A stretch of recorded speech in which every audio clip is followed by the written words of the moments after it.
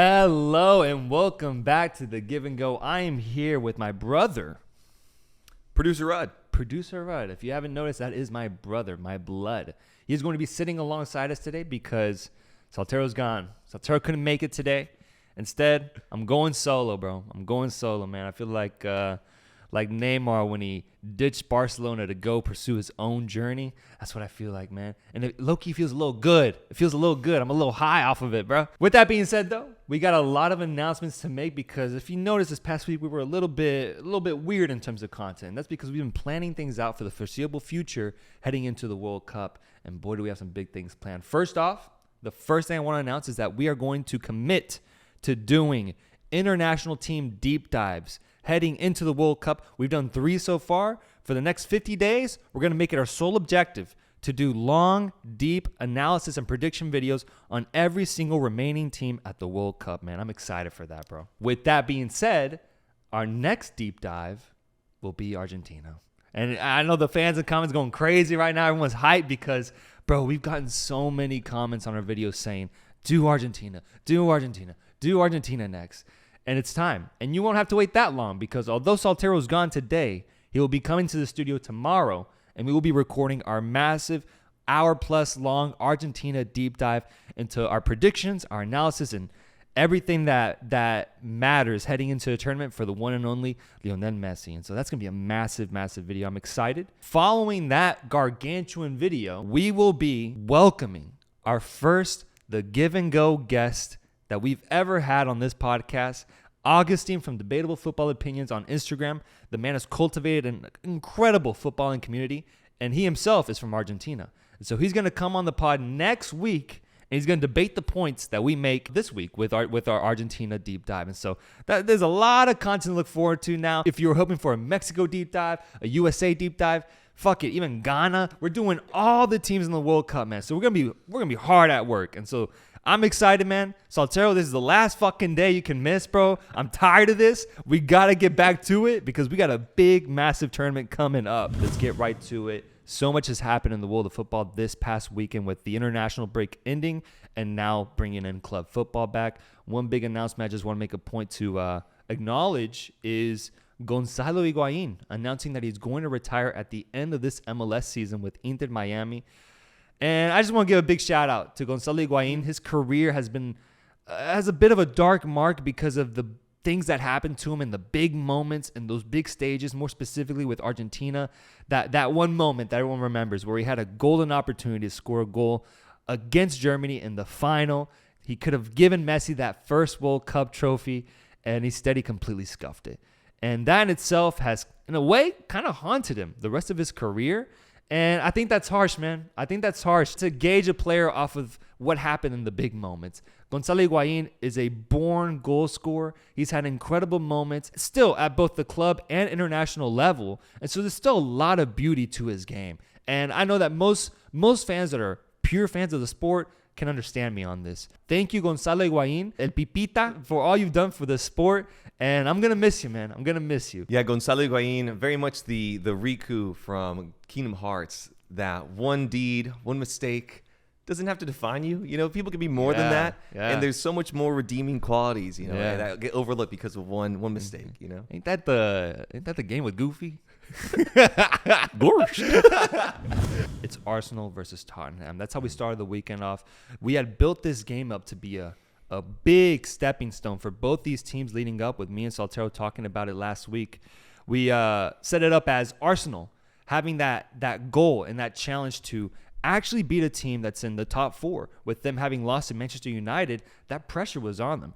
And a little bit of the same goes for Tottenham, who they managed to tie against Chelsea early in the season, but they're also looking for a big statement win following that debacle in Portugal against Sporting CP. And so both teams came into this game with a lot on the line. It's the North London Derby. We're over at the Emirates Stadium. And, dude, the fucking air in the stadium felt amazing, man. I know that if Soltero was here, the first thing we would be talking about is the atmosphere, man. I love it when you can just feel it in the air, bro. That energy, that vibe, that we're about to witness a big match. The Premier League is in good hands in that sense. They provide amazing entertainment, and this game did exactly that, bro. Entertainment all around. Some incredible moments with Thomas Partey starting the game off with a fucking golazo, bro. Top bins from outside the box. It's like in that moment, he just decided to score.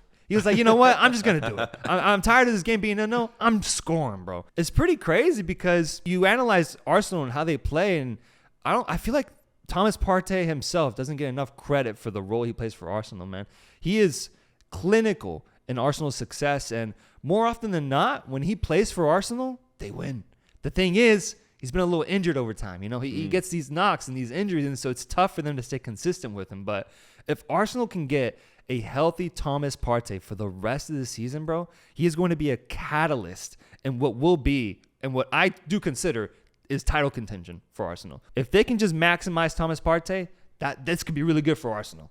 And that's what happened. They start off the game winning 1-0. Tottenham tied the game back up with Harry Kane scoring a goal, and I think actually tying or breaking Thierry Henry's record for most North London derby goals, which is just insane. Harry Kane himself has been on an insane rise basically since he's entered the Premier League. Like, he's been rising ever since the start. To have a record like that without even being 30 years old yet is insane. Harry Kane is well on his way to becoming the leading Premier League goal scorer in the history of the league. And I don't feel like there's enough talk about it, man. I don't, because Alan Shearer completely blew the competition away with what I believe is 260-something goals. In second place, I think, is Wayne Rooney at like 200. And so there's like a 60-goal gap between the first place leading scorer in the Premier League history and second. Yet Harry Kane is already like third, and he's not even like 30 yet. If he can just continue at this rate for the following few seasons, he's going to fly past that Alan Shearer goal-scoring record, and that's insane, bro. That's insane. like I just don't hear enough about it, man. Maybe it's because he's English. I don't know what it is, but there's an element to him that maybe he just doesn't have that magic factor. Maybe because he hasn't actually managed to win a trophy yet. Maybe the lack of competitive victories is almost like a dark sign on that, almost as if his goals mean a little less than those of Wayne Rooney, Alan Shearer, Sergio Aguero, who were, serial winners. Following that, man, Arsenal continues pressing. A shot comes up. Lloris saves it, but he kind of fumbles it a little bit. And then Romero had a weird interaction with Lloris in that situation where it kind of bounces off his leg. Lloris then can't grab the ball, and in comes Gabriel Jesus, who just manages to poke the ball in, get that 2-1 lead. Following that, though, came probably the most controversial point of the game, which was Emerson Royale's red card. Tough, man, because to me, the game wasn't out of hand completely for Tottenham. I think Tottenham, with their incredible counterattacking ability, can easily just jump back into a game, even if it looks like they're being pressed or being piled upon. And so it's 2-1. Tottenham is seeking out that tie, and then this red card happens. Emerson Royale with a stupid foul at the end of the day. Even if it wasn't worthy of a red card, it was still stupid. There was nothing to it. He just kind of did it, and then he realized, like, shit, I didn't really mean to do that. And in that moment, the ref decided, that's worthy of being a red card, so you're out of here. And it's tough. I personally think it was more of a yellow card offense. That's kind of my thing with Emerson Royale, is that, Brazil's in dire need of fullback. That's probably their biggest weakness at that position. And when you look at the options at hand, Emerson Royale is one of them. Emerson Royale has a golden opportunity here to seal a starting fullback position for Brazil. And yet, it's stuff like this that kind of keeps him from being able to earn that opportunity, man. He just makes, time and time again, he makes these boneheaded mistakes because this foul was so pointless, man. Eventually sealed the victory for Arsenal. After that, Arsenal took over. An incredible goal from Xhaka, who, my goodness, bro, the moment he scored that goal, felt unreal, man. The atmosphere was insane. The stadium was rocking. And Xhaka himself, man, like, I gotta give credit to him. Like, his evolution has been crazy. Going from the guy who was often criticized at Arsenal, going so far as nearly flipping the crowd off during one of the games. It was crazy, bro. Wow. Yeah, it was crazy. They hated him at one point a few years ago. Going from that to suddenly scoring a goal and kissing the badge and hearing all these people chant his name. It's crazy, like the character arc he's at. Like, it's nuts. And so much so that, like, dude, he was leading his team out there. He's worn the captain armband before, but this was like the first time that I saw him really put it to use, man. He looked like a goddamn leader out there, just leading his warriors and his fighters with him, talking to teammates, composing his guys. I love seeing it. It's what I've always wanted to see from him. And then you get a goal from him. Well, that just helps you even more, man. It's almost like he took fucking Jordan Henderson's captaining powers, because we haven't seen Henderson in a while now, man. That man's been gone. And instead, Xhaka is stepping up as one of the better leaders in the Premier League. So props to him, and props to this Arsenal team who, at the end of the day, whether that was a red card on Emerson Royale or not, Arsenal were the rightful winners on this day. They beat Tottenham, and now they are sitting at the top of the table. Folks, I mean, come on now. I wish Saltero was here, because he didn't put Arsenal in his power rankings at number 2. I did. I had them as high as number 2, sitting only behind Man City. Saltero had them at number 4, man. At number 4. Given that they won this game, I hope that now he can join me in that thought that Arsenal is the second hottest team in the Premier League. And, man, that Arsenal versus Man City matchup is just building up to be even more and more, bro. It's going to be incredible to see that pan out. But congrats to Arsenal with a huge, huge victory over a top 4 side. Moving on in the Premier League as well, there was a really fun match between Chelsea against Crystal Palace. And I believe this was Graham Potter's first Premier League game. He gets his first Chelsea victory, which will feel good for him, finally getting that. You know, that's something that you want as a new coach. And they did it in fascinating fashion, because Crystal Palace actually started this game off really well. They scored a goddamn golazo, bro. Golazo. There's just moments in football where when two players are just linked together, kind of like that Kevin De Bruyne, Erling Haaland type of chemistry. That shit happened in this Crystal Palace game. I don't remember the players, but the ball that was sent in was inch perfect, and then the finish was ridiculous. I saw the goal, and I was like, Jesus Christ, this is a class finish, man. Good Lord. And Crystal Palace goes up 1-0. I'm like, good for y'all, man. Good for y'all. Thing is, Chelsea is capable of doing the exact same thing on the other side of the field, and that's exactly what happened with Pierre-Emerick Aubameyang scoring probably the prettiest goal I've seen him score in like 2 years, bro.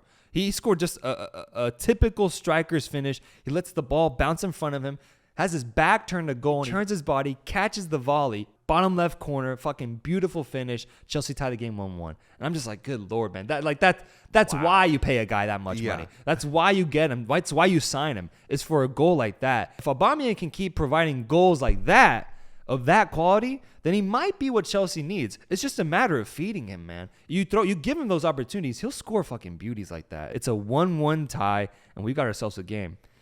In comes ex-Crystal Palace player Conor Gallagher, who is now at Chelsea because he went out on loan to Crystal Palace, was there for a full year at Crystal Palace, and actually won the Crystal Palace Player of the Season award. And so it's crazy because you see him get subbed in, and like, the opposing fans, Crystal Palace fans, are clapping for him, because they're like, wow, like he played so good for us last year. He really was such a clinical part of that Crystal Palace midfield. And if anything, I think he was part of the reason why they were able to finish, I guess, 13th place last year. Now they're struggling a little bit more, and I think it might be because of his absence. Conor Gallagher gets subbed in, and bro, this shit is storybook, man. Storybook. It's 90th minute in the goddamn game. It's tied 1-1. Christian Pulisic from the left side, just trying to penetrate, trying to find some space. The ball pops out to the top of the box. Conor Gallagher receives it. Nice little like head movement or shoulder movement to kind of deceive his defender away. He's found an open space for just 2 seconds. Top bins, bro. Game-winning goal. It's a goddamn beauty. Honestly, this game had a bunch of beautiful goals in it. It's a goddamn beauty. And I'm just like, holy shit, man. Conor Gallagher, you dog, bro. You dog. I was surprised he didn't just start barking. But he showed respect. He scores a goal, and he doesn't even celebrate. He just puts his hands up. And I love seeing that personally, especially when it's mutual, you know? The Crystal Palace fans were like, shit, well, that is what he's capable of. Like, that's Conor. That's Conor. And Chelsea fans were like, oh, thank God, finally, like, this is his first goal for Chelsea. So this was like a big moment for him, too. I mean, if you're a Crystal Palace fan, that's probably the easiest goal to concede, because it came from someone who used to play for you and played really well. At the end of the day, Chelsea gets the huge victory. Graham Potter gets his first Chelsea victory, and storybook stuff, man. Congrats to Conor Gallagher on his first freaking goal, man. We're staying in the Premier League, and we're going over to Anfield to catch the Liverpool versus Brighton match, which going into this one, man, I was concerned. From a Liverpool perspective because, dude, Liverpool has a problem starting games. Like, genuinely, it's a problem. Like, it's a disease. It's something that they have to live with now. Like, it's just part of them. This time it's against Brighton, man. And they didn't concede just one goal. They conceded 2 to start. Well, that's too much. So it was too much, man. It was bad. Brighton themselves switching up Graham Potter with De Zerbi. We mentioned them on the Premier League pod that we made last week. De Zerbi has a chance here to produce a masterclass performance, a statement performance against Jurgen Klopp and this Liverpool team at Anfield. All in all, I think he did wonderful. The game ended 3-3, tied game. Liverpool somehow found a way to get back into it. At one point, they got the lead. It was 3-2. But then Trossard with an incredible hat trick. This reverts back to Saltero's take about Belgium in the search of a powerful winger. Trossard might be that guy, man. 3 goals against one of the top teams in Europe. That's like, if there's a way to make a statement or to get your coach's attention, like, that has to be it, man. Like, I would love to see him be on that flank with Kevin De Bruyne, maybe feeding him outside and just being a powerful force inside. His ability to create, to just be in that right place at the right time. He's so efficient when he has the opportunities. He doesn't waste them, and that's a big thing. When teams go to Anfield, they often waste their opportunities. He has single-handedly kept Brighton in this game and got themselves a point to maintain themselves now in the top 4 of the Premier League, which is incredible. But all in all, an insane performance from him personally and Brighton in general. And on the other side, Liverpool, bro. Liverpool, man. I think one thing that stood out to me, Salah, man. Salah. He's not making the extra play anymore. There's this almost like a lack of effort in that final touch and that final move. He almost kind of lost it. When you think about how hot he was to start the season last year, it was like 6 straight months of just Salah mania where he was just insane, bro. And during that span, if you analyze his game, he was eager, he was hungry, but he's also very creative. He was scoring goals with his left foot, but then he was dribbling past defenders, cutting, faking, scoring with his right, headers. Like, he was so versatile. He was so creative. But now I see him and he kind of just reverts to what's safe for him, which is just trying to create something on that left foot going inside. There really isn't much else that he's willing to do anymore. He still has the capability to be a really good playmaker, as we saw in that first goal where he was just in a dangerous position and he managed to somehow find Firmino to tap it in. There's like an extra tenacity that is missing from Salah that's low-key concerning me a little bit. Maybe we're reaching the final points of that insane 3-4 year run that he had with Liverpool. Maybe now he lessens his goal tally a little bit. You look at the back and it's like a shadow of what Liverpool used to be. Van Dijk, for as good as he's been just throughout his whole Liverpool tenure, is having a really low-key shambolic time right now. Like, he's having a tough time to start off the season. I do think that Van Dijk will more easily recuperate himself than Salah, because Van Dijk, like, there's just no way he loses what he has. Like, he is so sound, so stout, and I think it's just a matter of organization at the back. Trent Alexander-Arnold, God knows what's happened to him, man. I have no fucking idea what happened to the 3 named man. In my opinion, he was one of Liverpool's worst players. Outside of him being able to provide an assist off of a corner, he was uneventful, man. And it's the same thing with, like, Salah. Maybe there's something on that right side that just ain't right. There's a lot of work that needs to be done in that back. I don't know if it's a mental thing. I don't know if it's a matter of organization, but Klopp's got to be stepping up now. Like, I think at this point it's too much. Like, it was okay to start off a little bit slow. Even that Man United loss, I excused it because it's okay. It's okay, right? It's one loss. It's fine. Yeah. But then you follow that up with Napoli, and then you follow that up with this Brighton performance, which, yes, you tied 3-3, but you had time off to organize your team, to get them really prepared. Something ain't right, man. Something ain't right. And I think it's all around. It's all around for Liverpool. Next up, Wolves versus West Ham. So if we have any Wolves fans or West Ham fans, the ears are perked up because they're getting a little bit of time on the pod. Scamacca finally getting his first Premier League goal. I'm not going to lie, man. I've been waiting on this guy to arrive, bro. Been waiting. I heard big talk about him from when he was in the Serie A in Italy. I think he scored like 16 or something goals over there. So it was respectable. It was good. And you look at the guy and he looks like the kind of guy I want on my team. Like, he just looks like a born striker. He was born to score goals and do it in an Italian fashion. And so I was like, okay, dope. This is awesome, man. West Ham just got themselves a good player. And it's been a bit of a slow start for him this season. Like in the Europa League as well. Hasn't really been able to find goals for himself constantly. And that's kind of how it goes for a lot of these guys. When you make that transition from Serie A to the Premier League, it can be tough, bro. It can be really tough. And some guys never find that goal, man. Some guys never find it. So this goal for Scamacca was low-key pretty big because I was like, oh, shit. Like, if he don't find it, bro, like he might never find it. And so he found it, bro. He found it. On the other side, Wolves found themselves with Diego Costa back in the Prem after, I think, 5 years. Or I believe 5 years. This is a Premier League, I wouldn't say legend, but a character, man. He's been a part of the Premier League for some very big teams, especially with those Chelsea squads of the past. And Wolves kind of just took a shot on him, bringing him back from Brazil. They brought him back over, which is kind of crazy to see. Like, I thought he was going to stay in Brazil from here on out. I don't like, usually when you make that jump from Europe to Brazil, you don't do it to go back to Europe, but he did. And so Diego Costa's back, and he basically did absolutely nothing. He was gone. He didn't really do anything for this match, and I was a little bummed because I was like, it would have been nice, like storybook-wise. I would have scrolled through Instagram, and it would have been popping up on my feed if he did something, but he didn't really do anything. West Ham get a huge win. Finally, they moved themselves up from, I believe it was 18th place in the Premier League to now like 15th, out of the relegation zone.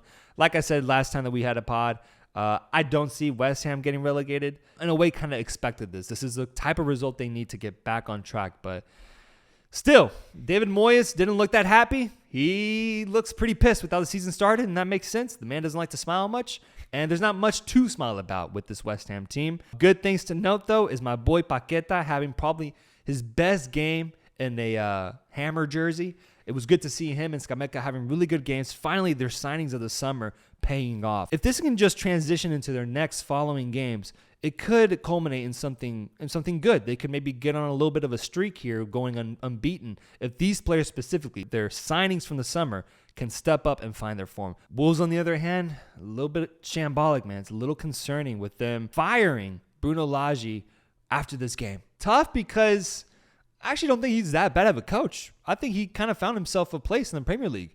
But the squad, bro. And me and Saltero have been commenting about this since early on in the season.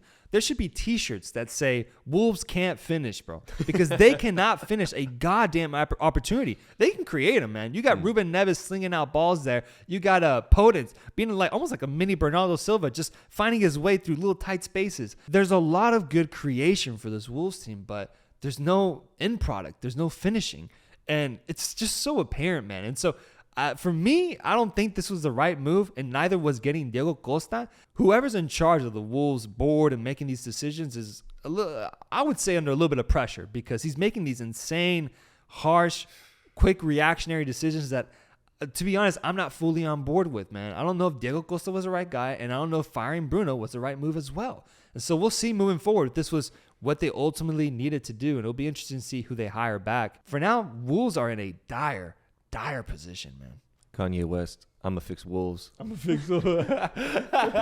Last Premier League game that I want to talk about, and one that I wish Saltero was here for. Manchester City versus Manchester United. Ended 6-3. Manchester City gets the win, playing football from the heavens, bro. Wow. Football from the goddamn heavens. They might be playing some of the most prettiest football I've ever seen, man. It's got to be up there. This 2022 Man City team is gargantuan, bro. And it sounds like I'm sucking them off right now, which I'm not, bro. I fucking hate Man City. But you cannot deny greatness. And this game had greatness with both Erling Haaland and Phil Foden nabbing themselves hat tricks. It's the first time in a long time that you see a team have two players to score a hat trick. Ridiculous, bro, especially in the top 5 league. Haaland is sitting now on 14 goals, I believe. We are counting down the goals and the days till he hits 30, because the day he hits 30, this pod is celebrating, man. We're looking good there. We're looking good. And on the other side, Phil Foden, bro, hat trick as well. And I actually want to give him some credit because I don't think he gets the credit he deserves, man. In my opinion, he shouldn't be as good as he is. That's how I feel oftentimes. I look at the kid, and I'm always surprised by him because off the way he looks, you wouldn't think he would be what he is. But, bro, he's a killer, man. He's a monster. He's able to find these tight spaces and navigate himself through them. His balance, bro, especially I think on the second goal where a quick ball came in and he had to balance himself literally to be able to find the top netting.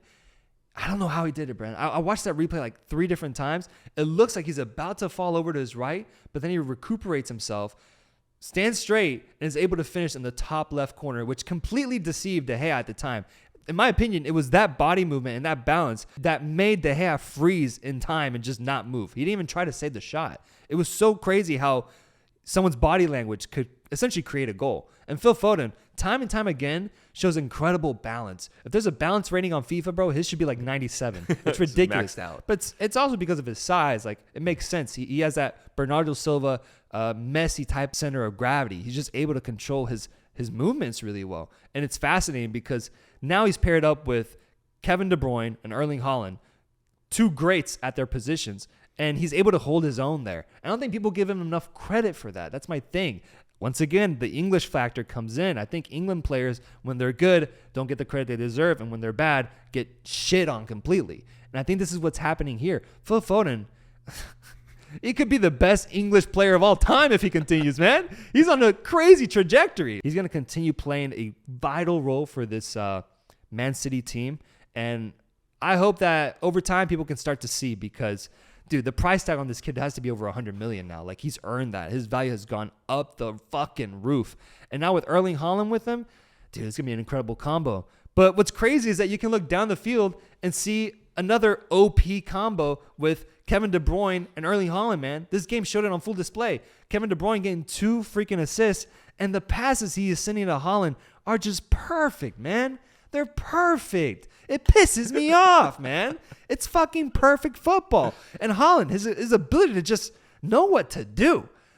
If you're 22, bro, part of me is like, how do you know how to finish these shots if, you don't have the experience of like a 33-year-old that's seen it all, that's been through all parts of the world playing football. He's received every type of ball. He's scored every type of goal. Erling Haaland's 22, man. When I was 22, I didn't even know how to score goals like that on FIFA, bro. He's doing it in real life. There's the first goal he scored where he basically died for the ball before the ball was even in his like range. He timed it so well, and then wow. It's crazy. You watch the highlight and you see that ball just perfectly land on his left foot, I believe, and he just toe pokes it in. It's insane, man. Insane level of quality. This Man City offense, man, is OP, and it becomes especially OP when you have Jack Grealish playing the way that he did that game. That was by far Jack Grealish's best game for Man City this season. He was so tactical, man. Just providing so much danger on that flank, providing width, and basically doing the things that someone like Riyad Mahrez would do, His ability to just get by people, to shrug players off, use that physicality. I mean, the dude's born and bred for the Premier League, and I think that's why he gets critiqued, is because when it doesn't show on a stat sheet, it's almost like you're a little confused. Like, Jack, like you're made for this league. This is what you're made for. But now we're starting to see it with this Man City team. He didn't get a goal or an assist in this game, but you just know. Watching the game, you just know. You could see it. Okay, Jack is looking a lot better. So if Pep can instill that confidence in them long term, this offense is fucking overpowered. And now you have Man City and Arsenal going at it, with Arsenal, I believe, at 22 points, Man City at 21. And I mean, the question begins. First off, for Man City, can they go invincible? I believe that if they made it their sole purpose to do that, with how powerful their offense is and how stable everything else is, I feel like they could. I feel like if they actually set their mind to do it, they could. Thing is, they're not going to, because they already have the league at least in a position where they're favored in. Regardless of how Arsenal is doing, Man City is still the favorite to win it, in my opinion. I don't think they're going to push that extra mile unless they have to. And what's crazy is Arsenal might make them do that. Like, they just keep going, man. They just keep going. And it's building up this like kind of crazy rivalry that we didn't know would happen this season with Manchester City and Arsenal, where there might come a time where Arsenal faces off against Manchester City and Manchester City is undefeated at that time. There will be this like crazy narrative in the air, because if you didn't know, Arsenal is the only team in Premier League history to ever go undefeated. Back in 2004, they went undefeated for one season, and it's the thing that Arsenal fans clean their hats on. It's what people love to brag about if you're an Arsenal fan, and rightly so. It's an incredible feature that I don't think it's ever happened in any other top 5 league. And so if Man City was challenging that record and they faced off against Arsenal at one point, Dude, that'd be crazy. That'd be crazy, especially if it's like, even if it's like a mid like season game, like it's the 15th game of the season. I gotta check the schedule to see when they play. It'll happen twice, and if both those times they're undefeated at the time of facing each other, there could be some crazy energy in the air, man. It might get a little violent, bro. Oh yeah. The Premier League is looking good. It's looking sound. It's looking so fun. And that's why I wanted to focus on it for a little bit, because so much action happened this past week. That felt like a State of the Union address for the Premier League. The state of the Premier League is strong. Bro, I'm an ambassador at this point. What's so cool about this season, though, overall in world football, is that almost every league has some really interesting storyline happening within title contention. For me, the most fun, honestly, is Serie A, bro. They continue to have so many contenders as of right now that could possibly just blast off at one point to take the lead in the title race. Napoli getting a big win over Torino. I think it was 3-1. Cavaradona strikes again, man. He is unstoppable. And Anguissa, the standout of that game, playing really well in the midfield. And hot take, potentially being a top 5 midfielder in Serie A. A little hot? Is that hot? Oh, every time I watch him, man, I'm just fascinated with how he plays. I think he's a really, really good, reliable midfielder. And he's just crucial, bro. He's crucial. And so I really like him a lot. Pretty big matchup between two, you could say, top 6 sides in Italy, with Inter Milan facing off against Roma. And going into this game, I kind of envision Inter being able to win it. In the past couple of years, have been able to win these big matches. It's why they were able to win the title a couple years ago and still remain in contention for it last year. These are the difference makers right here. For Roma, this is why they usually end up outside of that top 2 in recent memory, because they don't win these games. And so I was like, looking at this match, like, okay, like, this is a new season. People have been telling me Roma could honestly, realistically be a title contender. Well, then you got to get a point, or you got to get 3 points out of this game. Like, you got to show me something. Game starts off and Inter gets the lead. It's 1-0. And I'm like, shit. Okay. Game continues on, though. And Roma were able to stay in it, kept fighting on, and they got that game-tying goal. And I was like, okay, dope. We're in this thing. We're in this, man. We're in it. And then comes the man with the most ironic name, Chris Smalling. And I say ironic because he has the word small in his name, but he was huge in this game. Yeah, was that good? That was pretty good. He was huge, bro. He was menacing the whole goddamn game. Not just defensively, but offensively. He gets a second goal off of a set piece and gives Roma the lead and eventually the victory. And I'm like, oh, shit. Like, throughout that whole game, man, Chris Smalling stood out to me so much. So much so that I even have to pose the question, man, like, what's Harry Maguire doing, like, even on England squad, man? Like, what's he doing? Because you got a quality player over here in Serie A, Chris Smalling, playing really, really well. And in this game specifically, like, I don't know. I haven't seen every Roma game, so I'm not sure. But off of one game, I'm like, bro, how is he not an England squad at the very least? Starting, that's another discussion. But in the squad, when you have Harry Maguire being in such bad form right now, you got to look at Smalling, man. And so I was a little surprised by that, because he was awesome in this game. Awesome, man. Gave Roma the victory, and Roma gets a top 4 victory away from home. Huge win for them, and for the special one as well. I'm just like, perfect, man. Awesome. Like, this is good. This is good progress. This could kind of be a sign of things to come for Roma, man. They showed potential with the Europa Conference League victory they got last season, and they're continuing on with that progress and that momentum. And so I'm excited, man, because I do like this Roma team. I do like how they're formed and how they're built. The players on the team as well. You still have Wijnaldum coming in at some point. That'll be interesting to see his inclusion. Paulo Dybala has found his fucking form on this team. It's almost like he's back in his prime now. Like, he's playing incredible. Overall, I like the Roma squad, and I'm interested to see how they do long term. On the other hand, Inter, man, talk about hot seat, bro. Inzaghi, the Inter head coach, is on the ropes now. Same with Juventus and Allegri. Like, there's some warm seats over there in Italy, man. They're getting warmer by the day, bro. By the day. Inzaghi getting questioned a lot by Inter fans, and I do think rightly so, because there's almost like a lack of instinct with this team. It's not there like what it used to be. Something's off. And so I'm just interested in the storyline of coaches getting fired, because I know that a lot of people are big on Tuchel. And so if there is one guy you can get, it's him. And it's just a matter of who's going to get their hands on Tuchel first. Tuchel.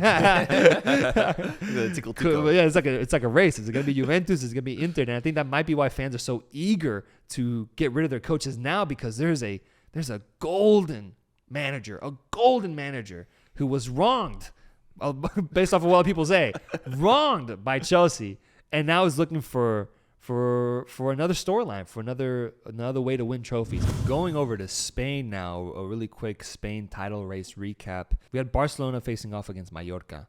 And this game was interesting for me because it was going to give me an indication of if Barcelona can stay in it. They're already 2 points off of Real Madrid. If they get this win, they go in first for just a little bit. These are the games that you got to win, right? You're playing against Mallorca, a beatable team. The Barcelona teams of the past would take care of these teams. And so you got a completely new, revamped Barcelona squad with God knows how many signings this year, playing against a lower level side in the Spanish league. And you know what, man? The signings paid off. The signings paid off. This is one game where I was like, okay, that the money you invested paid off, because Robert Lewandowski had a just godlike finish, man, in the box. Godlike. That's the kind of finish that only a number of strikers can do. He was provided the service into the box by none other than Ansu Fati, who I've made a big claim for to have a starting position in the Spanish team. It's because of things like this. Bro, his ability to create an opportunity on the wing is incredible. I think he got by like 2 guys in such a cool fashion, and then he found Lewandowski afterwards, who then just did his Lewandowski thing and scored a goal. Ansu Fati, I mean, when you compare it to the other wingers on Spain's squad, I'm just like, bro, if you have this guy healthy, you got to consider him for the starting position. And this, to me, is just proof of that. I would love to hear what Saltero thinks of that, because I saw that and I was like, okay, that's what I wanted, and he's doing it right now. They win 1-0. Their defense comes through for them. Barcelona goes up 1 point in the table for now, until the Real Madrid versus Osasuna match. Real Madrid is so hot right now, man. They were, up to this point, the only team in Europe's top 5 leagues that hadn't tied a game. They had won every single game. Like, if you're trying to win a title, if you're Barcelona trying to win a title, you're like, God damn it, like, I'm going to need you guys to slow down a little bit. In comes Real Madrid against Osasuna at the Santiago Bernabeu, which is looking a lot better now, by the way, with the reconstructions and stuff that the adjustments they've been making. They had that stadium under construction for a while, and I think they're still going, but already it's looking better, and it's looking really cool because they opened up a sector now to the fans. So I love to see it, man. I love to see it. Real Madrid go up through a Vinny Jr. goal in the first half. Following that, Osasuna ties it with a crazy header.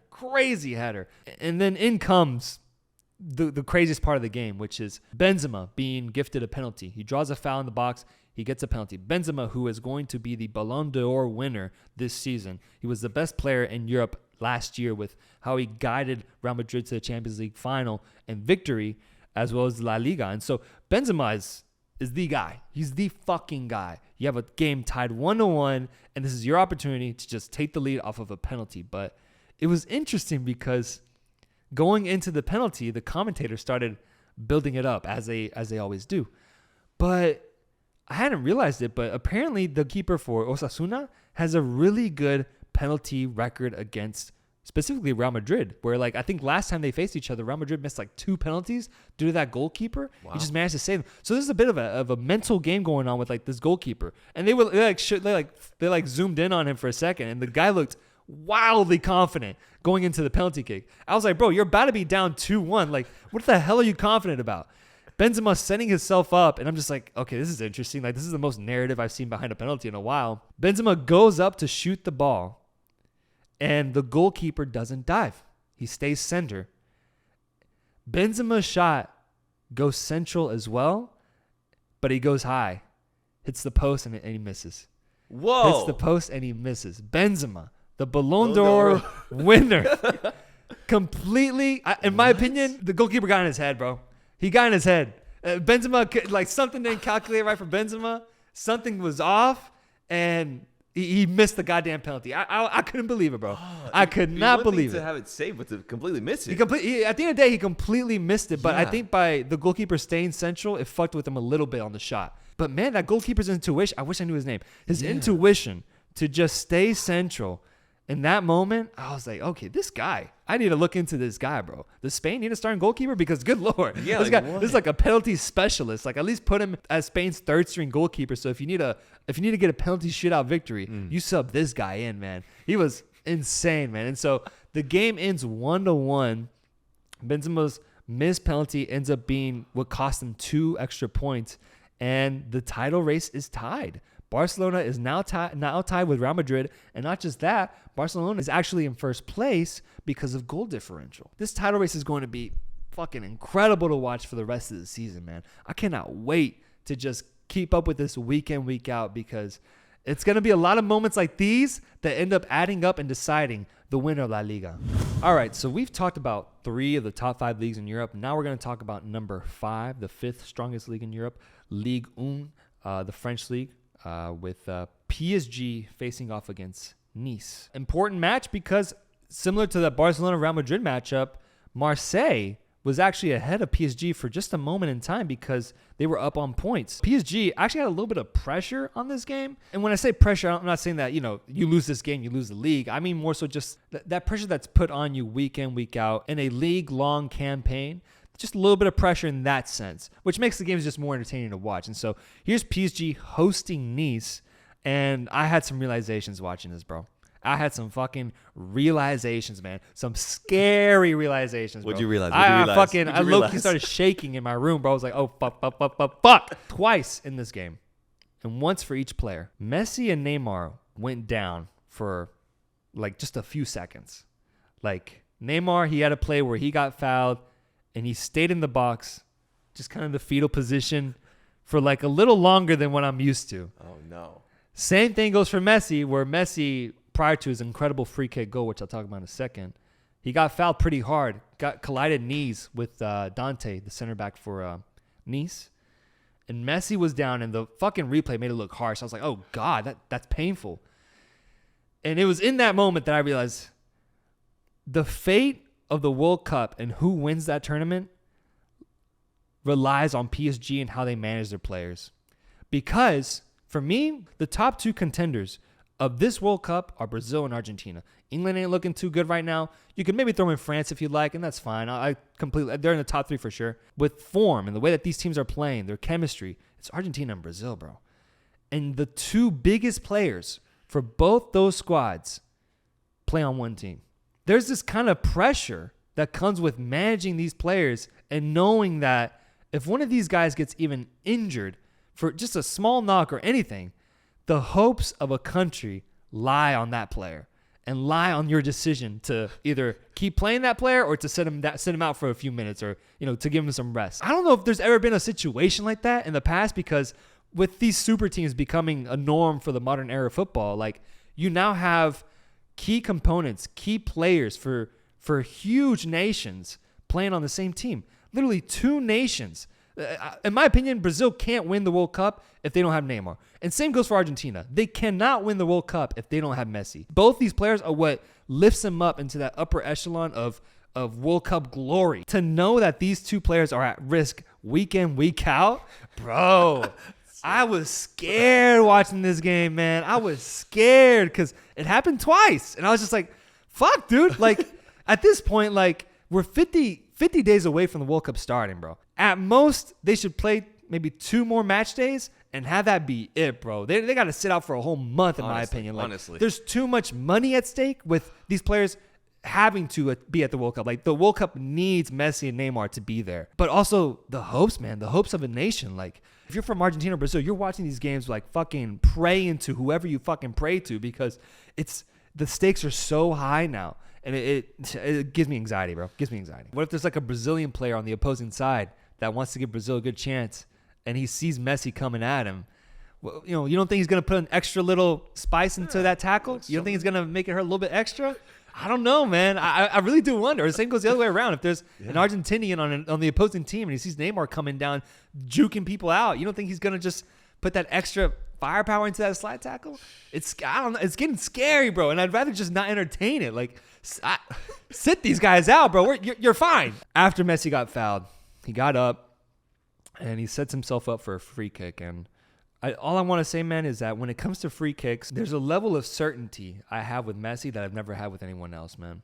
Even Ronaldo, was a master at free kicks for a while. Messi's ability to step up to the plate and just put a ball in that fucking corner is so rudimentary and low-key a little bit too predictable. When it happened, I looked up at the screen. I was like, oh, shit. He fucking did it again. He's mastered the art of a free kick, even with the form of Neymar, even with the form of Haaland, that Messi is still the greatest player in the world right now. I don't think he's slipped up in that sense.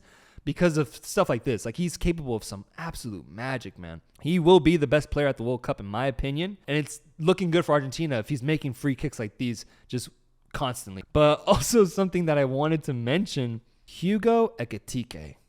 He's the French youngster who came in for Mbappe to start the match. He actually started the goddamn match for PSG. It's Neymar, Messi, Ekitiké.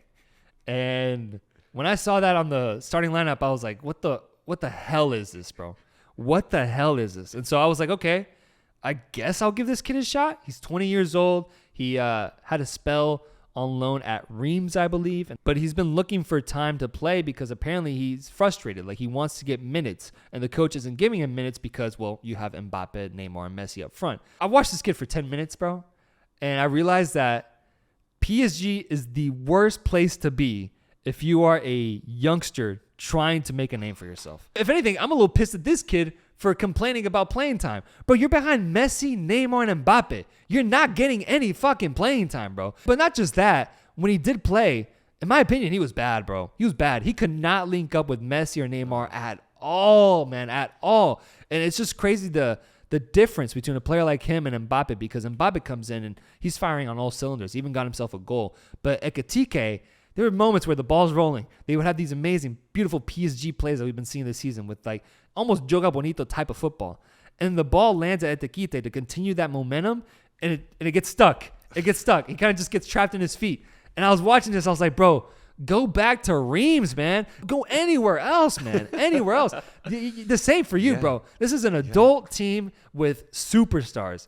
There's no room for a youngster. Outside of like maybe an injury happening to one of these players, that's the only reason he could be there. But if anything, embrace your role or ask for a loan, man, because the kid had no business being around this starting lineup. Somehow, some way, Nice tied the game 1-1, and it had to have happened during the 5 minutes I wasn't paying attention, because I watched 85 minutes of this game, and my conclusion on Nice was that there's zero offensive presence, bro. Up to this point, they had 5 goals in 8 games. That's fucking trash, bro. That's awful. And so the whole time that I saw them, I was like, there's absolutely nothing here. PSG is winning this game. But I then go to like make myself food during like, I don't know, it was like the 55th minute or some shit. And I come back and they tied the game somehow. I'm like, bro, what? So goddamn confused. And so I'm like, okay, well, maybe I missed out on something. And nah, there's nothing. Like, there's no continued momentum from that goal. There was, a little bit of possession, but there's no danger on the goal. And I was like, okay, well, what did I miss, man? That's just football, man. That's just football. You just get lucky for 2 minutes, you get a goal, and you're tied with PSG. In comes Mbappe, and he just gets the game winner, 2-1. PSG wins this game. They go back on top. Good to see that. A couple of little notes I wrote is that Vitinha is like a mini Verratti, man. Yeah, I swear, bro. He basically does the same shit as Verratti. Maybe not as at the highest level that he does, but it's still a really good level. This Nice team, they have a weird cast of players, man. Ross Barkley being on the team. Kasper Schmeichel. You have Dante, who was at Bayern for a long time, who then went to Wolfsburg. You have Aaron Ramsey from Arsenal and I believe Rangers. Then you have Nicolas Pepe as well, who's also from Arsenal. This team is just weird, bro. But it's not the kind of mix that I think is good, because none of these players have anything in common. Like, there's no cohesion. And so if you're a Nice fan, yes, you have some big names on your team, but it's meaningless, man. It's meaningless. It's like the opposite of PSG, like big names, shit talent. The biggest game of the day was the Copa Sudamericana final between São Paulo and Independiente del Valle, which, I got excited about because, for those that don't know, this is like the Europa League of South America in that sense. Copa Libertadores is the Champions League. This is like the Europa League. And we've been following this tournament ever since the knockout stages with FCB Melgar going on a Cinderella run, going to the semifinals, but then losing to Del Valle. And Sao Paulo, on the other hand, beating Atlético Goianense, I believe. And so it was built up, and I was excited because I didn't realize the game was on Saturday. I was like, oh shit, I got a final to watch now? Perfect. It was after all the European games were done. So I sat my ass down. I got into that South American mode, and I went to Cordoba where they were hosting the game, and I saw myself a pretty awesome final, man. Sao Paulo themselves hadn't won a Sudamericana since 2012, and Del Valle last won it in 2019. So they're more recent winners. But I think for both these teams, these are like the only trophies they've had in like the past 10 years. So there was pressure to like, you know, for legacy, to win a trophy. And the fans knew it. The fans were in attendance. The game starts, bro. And Saltero was right because we made a prediction. I said São Paulo would win, and he said Del Valle would win. Dude, Del Valle, low-key, is playing some beautiful football. Three names that stood out to me: Lautaro Diaz, Junior Sornosa, and Lorenzo Faravelli. These three completely took over the match, man. Offensively, they were threatening, they were creative, and they were just on the fucking push, constantly pressuring São Paulo's defense and just putting them on the ropes, man. It's like a boxer. Like, right out the gate, like, the dude just comes out swinging, and, like, the other guy just defending himself. He can't do anything about it. That's what this Del Valle team was, bro. Loki Joga Bonito-esque. Faravelli himself, man, he is a wizard, bro. A wizard. It's almost like he has, like, a wand, and he's controlling the ball with this wand. It just puts it wherever he wants because he was in a beautiful position at the top of the box where he had the opportunity to find Lautaro Diaz on the right. And the ball that he gave him was inch perfect, bro. Perfectly in stride and perfectly placed to the point where, you know, that's the kind of pass he needed in that moment. Anything outside of that, and he would have to work to get some sort of decent finish. But because the pass was so perfect, Lautaro Diaz could easily just work his magic and finish that ball, sling it through, and get the first goal. Wow. Del Valle goes up 1-0. And it seemed like São Paulo just gave up. Low-key, man. They just, what I saw in their last game where they won 3-0 was nowhere to be found, man. Nowhere. Del Valle just completely took over, but not even the gameplay sense, but in the mental sense, man. They just showed up for the final. They were fiery. They were quick. They were on top of every ball. And São Paulo almost like they didn't know what to do. Like, they didn't have any outlet. They didn't have any way to create an opportunity. All São Paulo had at the end of the day were just half chances, man. Like, just things here and there. Del Valle completely controlled the game. Schunke, the defender, an absolute wall, man. An absolute wall, stopping everything that São Paulo threw his way. They just kind of let Del Valle run loose on them. And it happened with the second goal, which was the prettiest goal of the day, man. A beautiful dink ball over the top. Lautaro Diaz flicks it over the defender, and in comes wizard Faravelli, landing in that middle penalty spot and just placing the ball in the bottom right corner. Nothing the goalkeeper can do. Faravelli with his hands out, just running, the wind blowing his hair, and knowing that he himself and this incredible front three for Del Valle have crowned themselves Copa Sudamericana champions, man. That was the game-winning goal that ended things. Those three players were incredible, but not just them, man. The whole squad was awesome. And we got to see an Ecuadorian team lift up La Copa Sudamericana and defeat a Brazilian team in the process, man. Which I think in any context is admirable because Brazil is known as probably the best region in that continent. So to get a victory over a Brazilian team in a final is huge. But not just that, to do it in the way that they did so, fucking beautiful, man. Shout out Del Valle. Shout out to Lautaro Diaz, Sornosa, Faravelli, and any other players on that team, man, because they put on a goddamn show, and they are the 2022 Copa Sudamericana champions. So we go from Copa Sudamericana to Liga MX, where I saw none other than my beautiful Chivas, El Rebaño Sagrado. I saw them face up against Cruz Azul, the final match of the league going into the playoffs now. Both these teams are basically secured to be in the playoffs. It's basically a stalemate, man. It was pretty boring up until the last minute of the first half where fucking Carlos Antuna scores a goal out of fucking nowhere, man. To start, it didn't even look like he wanted the ball, man. He receives it on the top of the box on the side, and he like just stays still for a little bit. He's like trying to decide what to do. But Chivas gives him so much space. And he just gets in that space, and then just a quick touch outside, slings that ball in, and he scores. I'm going to be fair. He hit the ball really, really well. Like, it was actually a really good goal because he created something out of essentially nothing. But I was pissed. Because, as this pod knows, I'm very anti-Antuna. I look at his stats because I'm like, okay, hell of a goal, man. This guy, he gets starting nods on the Mexican national team. He just started for us against Colombia in our friendly, and he drew the penalty there, which was nice to see him do something productive for the first time in his goddamn career. But now at the club level, I'm like, what is he doing at the club level that is making Tata call him up with so much assurance? And he scores that goal. And I'm like, okay, like, has he been doing this all season? What am I missing? Bro, that was Antuna's second goal of the goddamn season. And if you notice what I said at the beginning of this segment, I said this is the last game of the season.